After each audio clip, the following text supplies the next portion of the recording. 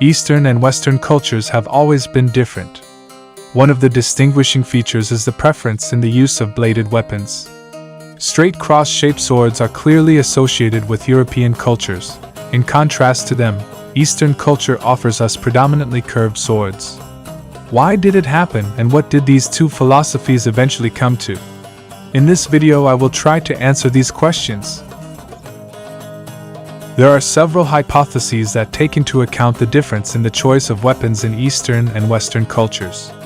But I propose to start from afar, with the appearance of swords as weapons. Blacksmiths from ancient times tried to satisfy the demands of fighting warriors. However, there have always been technological limits. One of such limits at the origin of edged weapons was the technological difficulty of giving a curved shape. It is easier to make a straight sword than a sword with curved shapes. The oldest swords were mostly straight.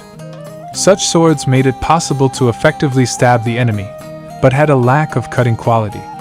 But it is cutting blows that are most effective in battle conditions. Therefore, over time, preference began to be given to curved swords, which were classified as cutting weapons. Such instances began to appear, such as khopesh or kopis.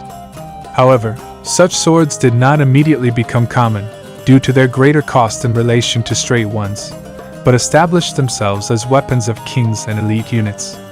The period of the curved sword as an expensive technologically advanced weapon in different regions lasted a different amount of time.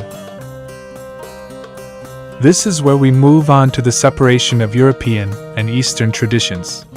At the heart of these changes was the resource base and the tactics and tradition of combat that came from it. Europe, rich in high-quality iron, began to improve the quality of both its blades and armor. The proliferation of plate armor and underarmor made sweeping cutting strikes completely ineffective. The medieval knight did not even have a choice in his head what to take with him, a piercing or cutting sword. For him, the piercing version of a heavy straight sword was obvious. It's the only way he can break through the armor of his opponent. Light sabers could not penetrate armor. The Eastern fighter acted according to a completely reversed logic. Oriental armor was lamellar, while holding the heavy chopping blow of a straight blade, but helpless against cutting plate fastenings, blows from sabers. Consequently, the Eastern tradition of fighting made the sword relying on its thrusting action much less useful. In addition to this, the iron itself in the East has always been of lower quality than in the West. Therefore, it was more difficult to make a straight sword that could withstand the load of a thrust from Eastern steel. To strengthen products, technologies have been developed that improve the quality of steel. Of these technologies, the most famous is Damascus steel or Japanese tamahagane steel. The other side of choosing the shape of the sword is the culture of fighting. The European tradition has prioritized foot combat. The basis of the European armies was the infantry, which effectively opposed the same infantry with the help of long straight swords. The few cavalry used spears, which were effective against infantry, only occasionally using swords when they had to dismount.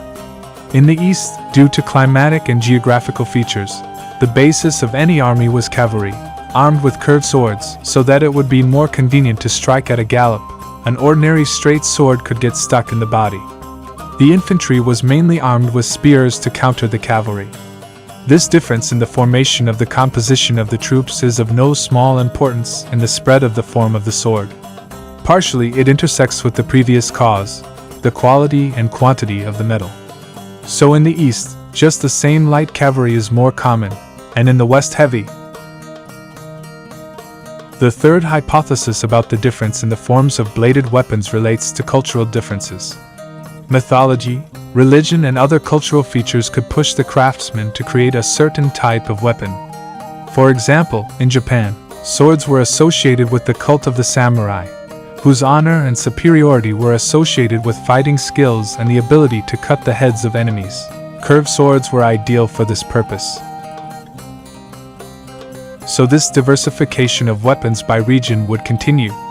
However, things changed towards the end of the European Middle Ages. The spread of crossbows and gunpowder weapons made heavy armor useless. And with their disappearance, the need for straight swords, focusing on stabbing, disappeared.